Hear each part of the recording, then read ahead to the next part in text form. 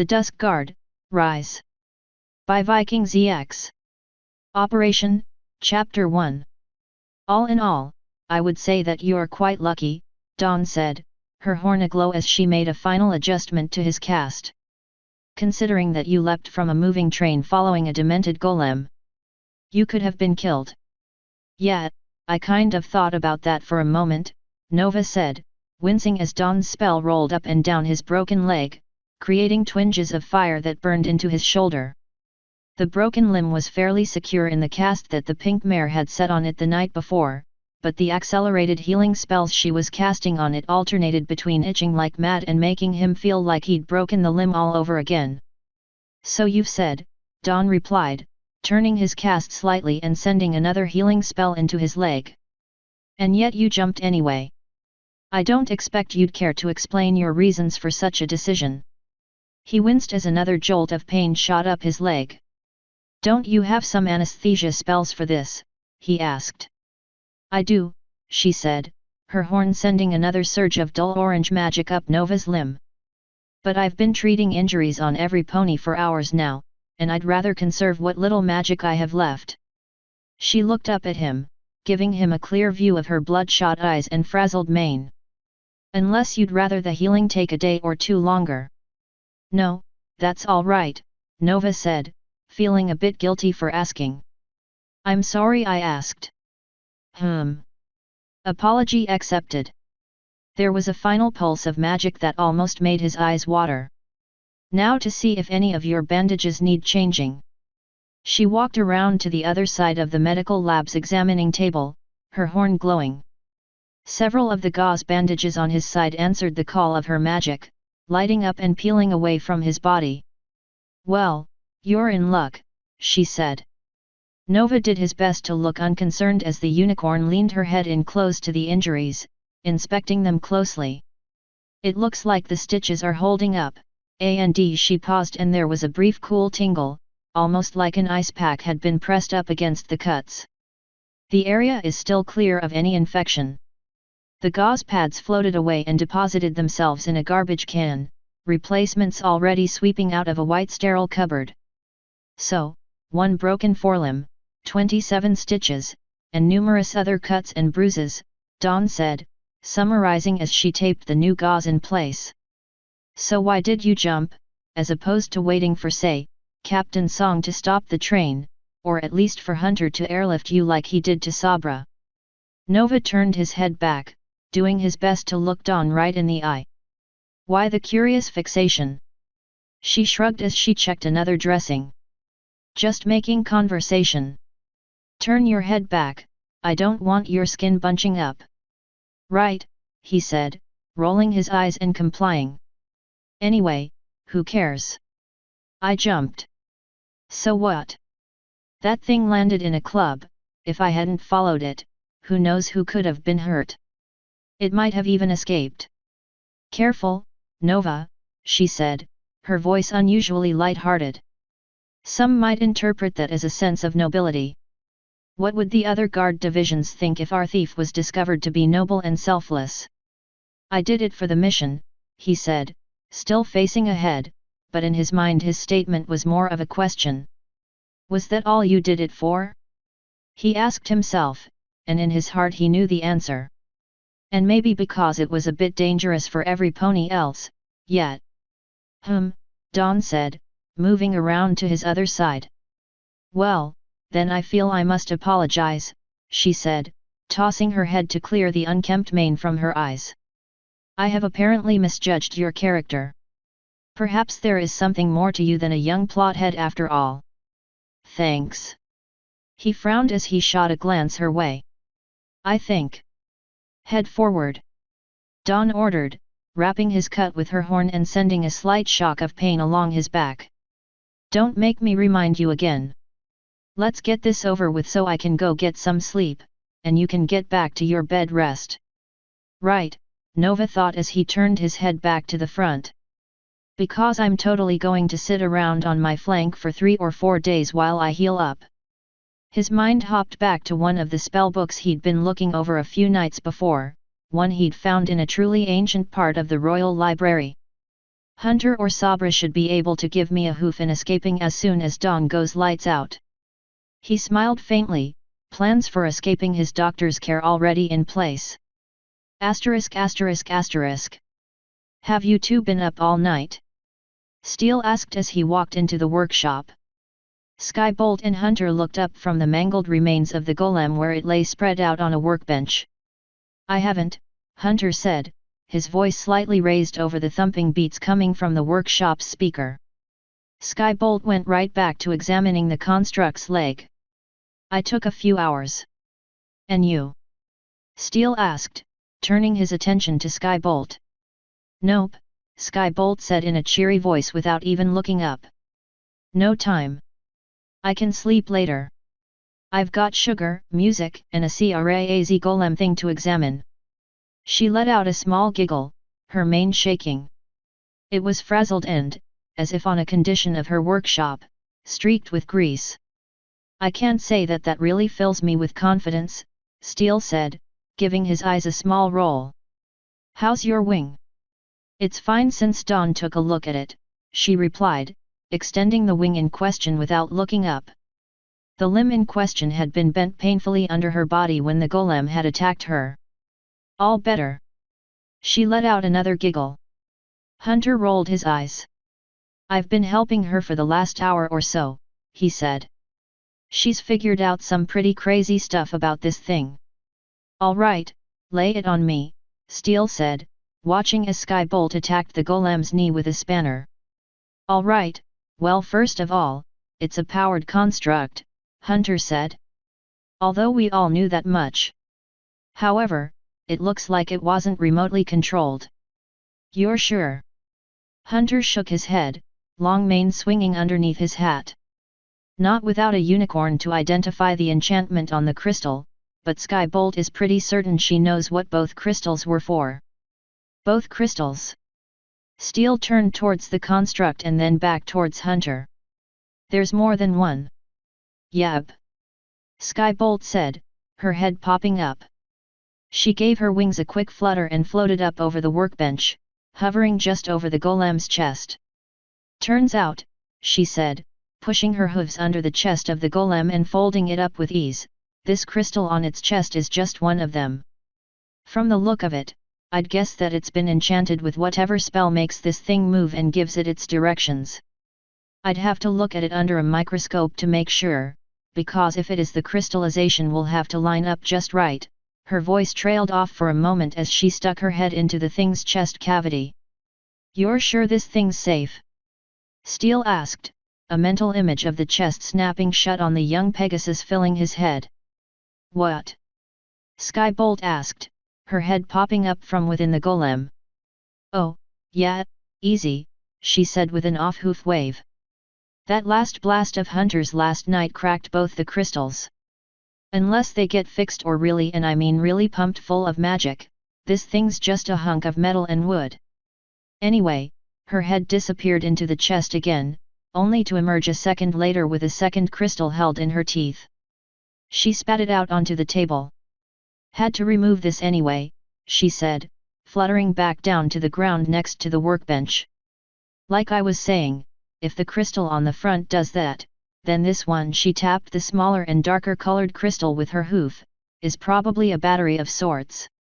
In fact, she said, nodding her head at Hunter, Hunter mentioned that in the reports he collected the Magi lights kept giving out when these things were around. Well, that's what it sounded like, Hunter said, clarifying her words. But since it happened last night, I'm pretty sure that the theory was correct. Anyway, Skybolt said, turning back to Steele. Running this thing probably took a lot of magic, so this crystal was likely enchanted to soak up an ambient magic. And since Magi lights aren't really that well shielded, once this thing went active it probably soaked up all the ambient magic it could find, which would put the lights right out. Okay, Steele said, giving her a nod. Any way to test that theory? She shrugged. We could stick the crystal up to one of the Magi lights in the barracks and see if it absorbs anything. The ones in here are shielded. She dropped the crystal on the table with a sharp thump and went back to studying the golem's knee. We'll check it later, Hunter said, filling the empty space that Skybolt had left. We also answered one of the most important questions though. We know how it, and however many others there are getting on and off the trains. For a moment Steele started. He'd forgotten that there had been a few thefts on the same day. How many more of these could there be, he asked. And how do we catch them? Easy, Hunter said, trotting around the workbench. Numbers-wise I can't say without some more research. At least one more. Maybe as many as 3 or 4. But as to catching them. He put both his front hooves under the golem's arm and grunted, lifting the metal and wood limb up. Take a look at this. Stenciled on the wood was a simple numeric code followed by 2 names, the first of which sounded like a company, the second detailing the contents of the box. This thing folds up, Hunter said, dropping the golem's arm with a thump. And when it does, all the wooden paneling on it lines up and makes it look just like any other crate. Complete, he said, tapping the stenciled wood, with the cargo manifest.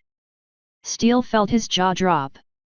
Are you telling me that these things have been coming onto the train disguised as the cargo? Yup, Hunter said, shaking his head.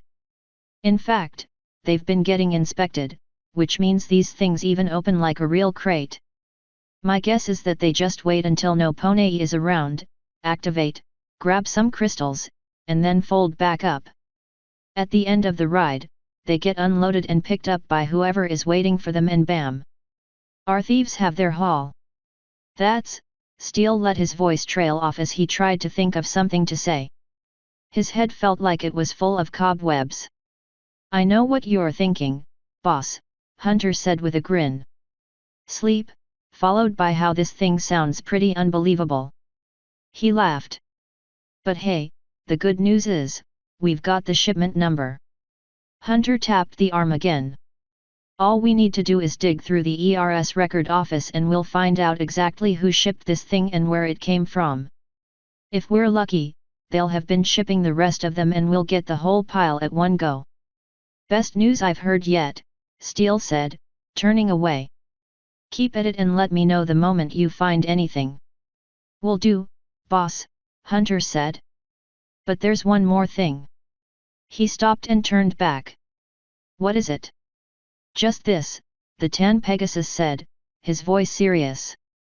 Hey, Skybolt. The blue-maned head popped up. Ears up and eyes wide. How much did you say this thing was worth? Hard to say exactly, Skybolt said, fluttering back on her wings and looking at the golem as a whole. The design is brilliant, the amount of time and engineering that went into this is genius. Plus the cost of materials, especially the crystals, they'd cost a fortune to get, unless they were made. All in all, building it on your own would cost maybe a couple of thousand bits. Buying one would cost even more. As for worth, something like this could be worth a lot more if you came up with something for it to do like hazard jobs or something. Just between the design and the materials, I'd bet a pony could sell it for at least 30,000 bits. Maybe more. This time Steele didn't feel his jaw drop, but the number hit him almost as solidly as one of Sabra's sparring hits.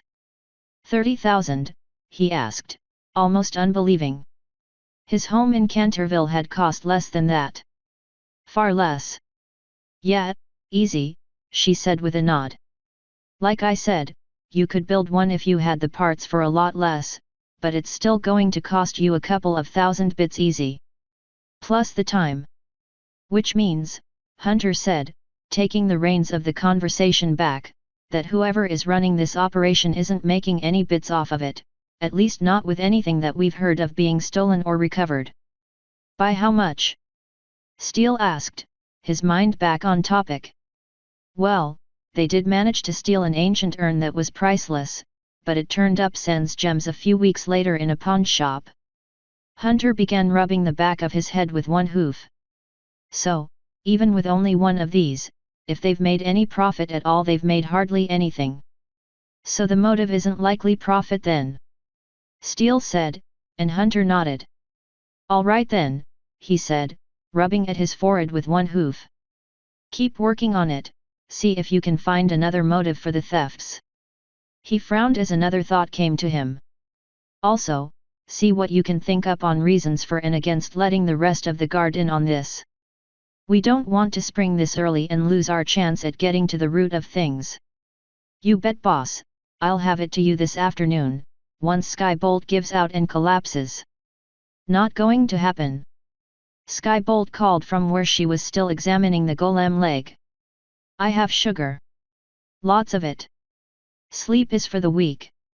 She let out a slightly mad laugh and Hunter shook his head, rolling his eyes. All right, Steele said, backing towards the door. He couldn't decide if he should be amused or impressed. I'll expect your report in a few hours then. Never gonna happen. Skybolt shouted, letting out another cackle of laughter even madder than the first. Steele shut the door to the workshop, then, on an afterthought, pressed his ear to against the heavily insulated door just in time to make out the faint laughter from the pair. He smiled, gave his head a small shake, and headed for his office. Asterisk asterisk asterisk.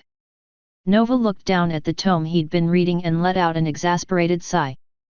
Bored, he thought to himself with a small shake of his fiery red mane. Bored, bored, bored, bored, bored. He could only study ancient texts of magic for so long, even as intriguing as this particular volume was. Eventually he had to get out and practice some of it. Some of the instructions weren't even understandable without at least giving the spell a few runs to see exactly how it functioned, and he didn't want to do that in his room.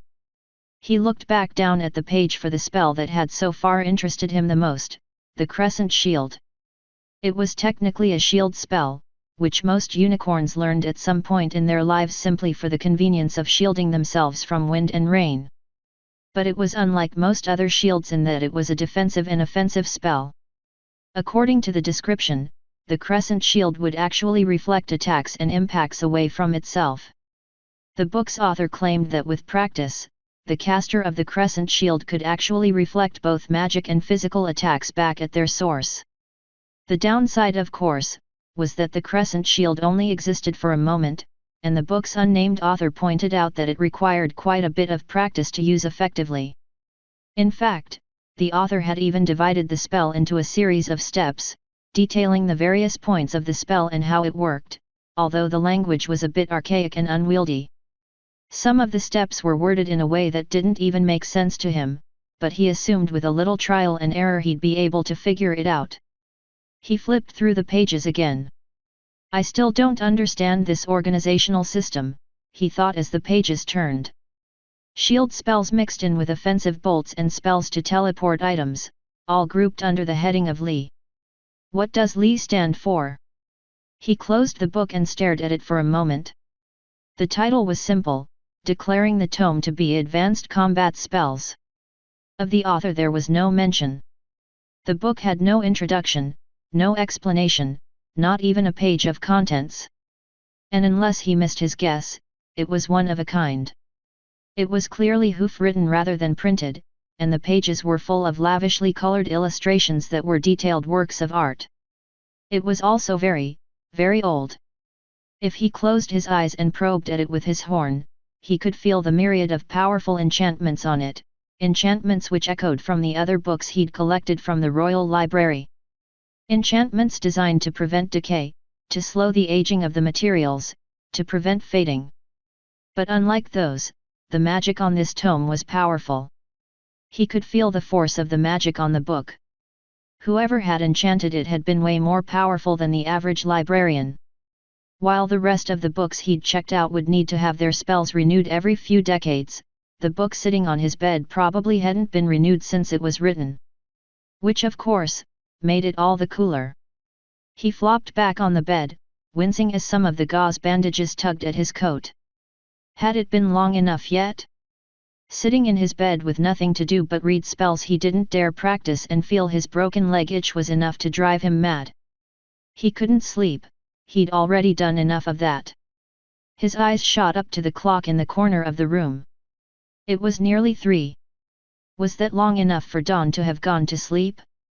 Nova rolled off of the bed and hobbled over to the door, pulling it open with his horn and taking a quick peek outside. The hall was empty. As silently as he managed with one hoof completely useless, he made his way down the hall towards Dawn's room. Once there, he slid his ear up against the door, holding his breath and closing his eyes. Barely, just barely, he could make out the sounds of deep, gentle breaths. Nova's face lit up in a grin. She was asleep. He hurried back to his room, grabbing his saddlebags and sliding a few books into them, including the old tome with the crescent shield spell. Taking one last look around his quarters to make sure he wasn't missing anything, he hit the lights and trotted out. Even with his broken leg, it wouldn't take him too long to make his way to the empty stone room in the castle that he'd been using as a training ground. A smug grin slid across his face as he made his way towards the barracks entrance, his horn already lighting up to pull the door open. He was free. Oh! Excuse me. A soft voice made his heart jump as he swung the door open. A burgundy unicorn stood in front of him, her deep blue mane almost sparkling in the sun. Is this the barracks for the Dusk Guard? Yes it is, Nova said, his momentary panic fading away. Can I help you? Yes, the mare said. I'm looking for Steele. The softness in her voice vanished as she said the name. Captain Song. There was something about the way the mare had said his name that made his coat hair stand on end. Could I ask why? She groaned, eyebrows low. Because I need to kick my brother's stupid flank 6 ways from Sunday. Nova almost stepped back in surprise. Wait a second, he said, his mind backpedaling from her words, you're Captain Song's sister. She's nowhere near as big as he is, he thought as he looked at her. Still. He could see a resemblance in her muzzle and in the eyes. Yeah, the mare said, shaking her head in annoyance. And I need to speak to my brother. The guards told me he was this way. Is he here? I don't actually know, Nova said, stepping back and motioning for her to enter the barracks. If he is, he'll be in his office. He tilted his head at the raised room. Thank you, she said, walking past him with her head held high. She paused and looked at him with a critical eye. Did you get those injuries last night? She asked. Yeah, I did, he said, nodding. But I'm in good hooves.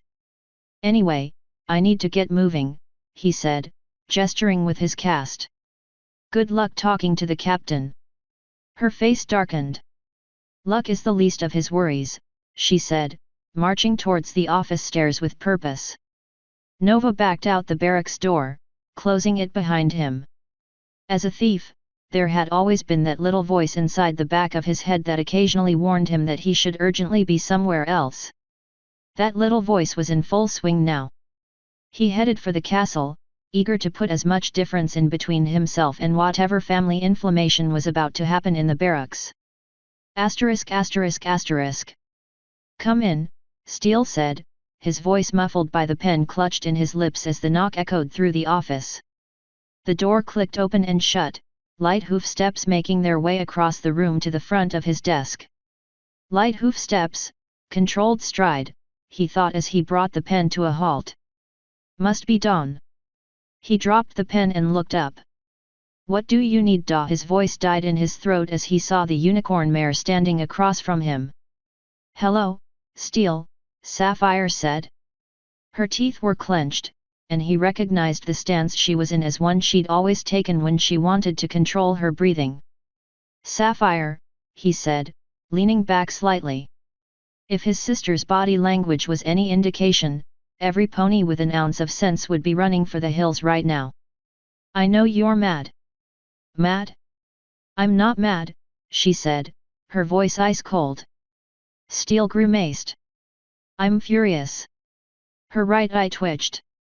I can't believe that my brother, the one I looked up to for all these years. She began to walk around the desk, taking a step with each word that fell from her lips, is such an absolute, idiotic, plothead.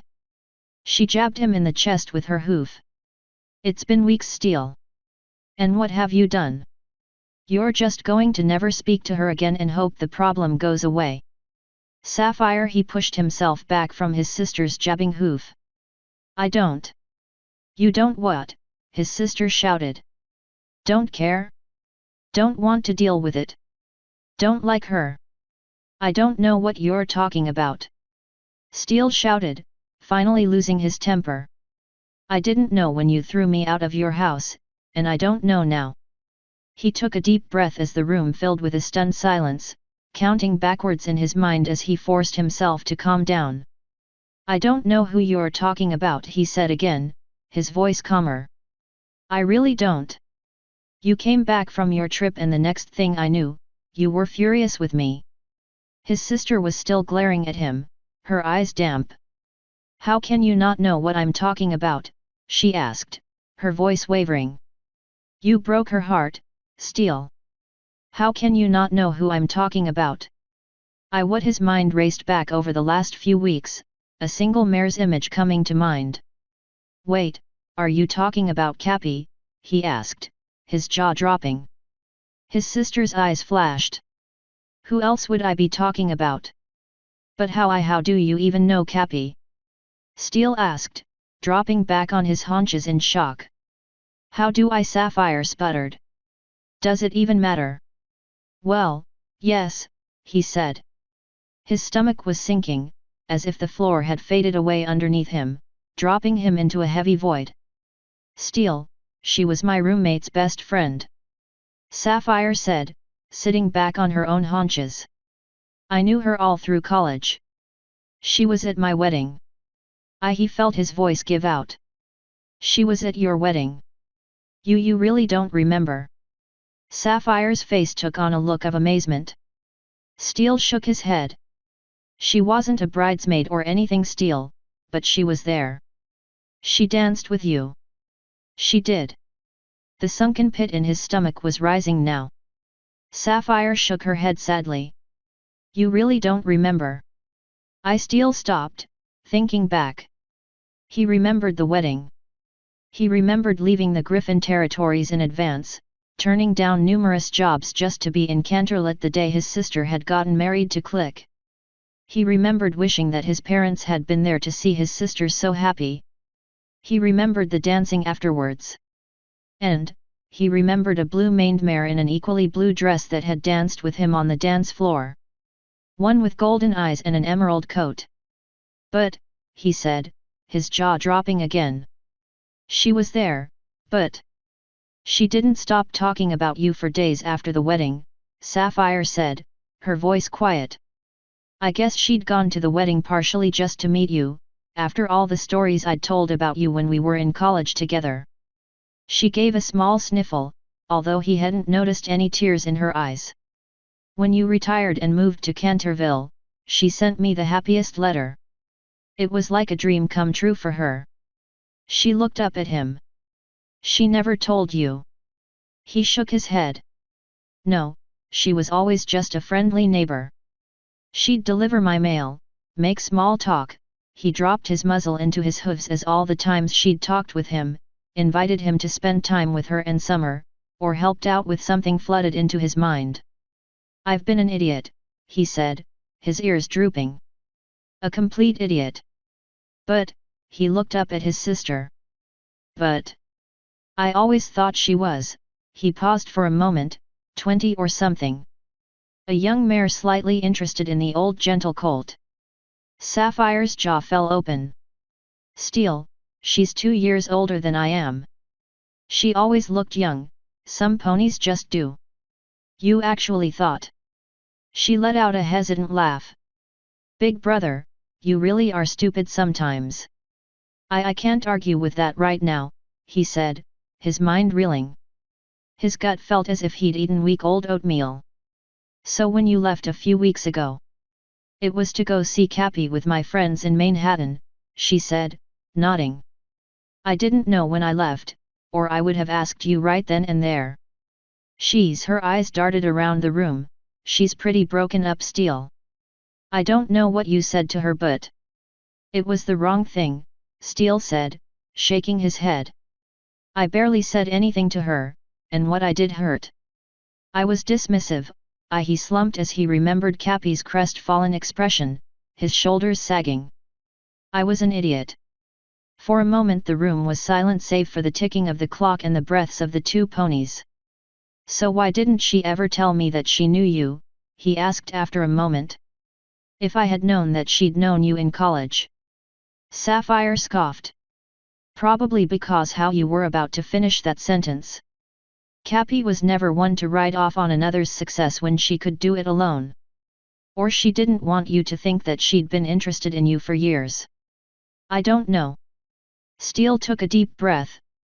Is she, back in Canterville now? His sister gave him a gentle nod, and he returned it with one of his own. Well, Steele, you really messed this one up. To think that for years he shut off the train of thought, but he couldn't keep the image of Cappy, her eyes filled with hurt, staring up at his as she'd shut the door in his face. I need to go, he said, climbing to his hooves. Now. He strode around the desk, his report to the princesses forgotten. Sapphire clambered to her hooves behind him. Now? Where? She asked as she followed him out of the office. He didn't pause in his stride, not even to grab his saddlebags. To Canterville, he said, feeling a firmness in his voice. Even to his own ears it sounded as if he was giving himself orders. To right a mistake I made years ago. He felt Sapphire's hoof on his shoulder and stopped, turning to look at his sister. Whatever you're going to do, she said, sliding her hoof around his shoulders and wrapping him in a hug. Just make sure it's the right thing, okay? She looked up at him. And I'm sorry I didn't explain myself. Steele shook his head. I think I have more to apologize for.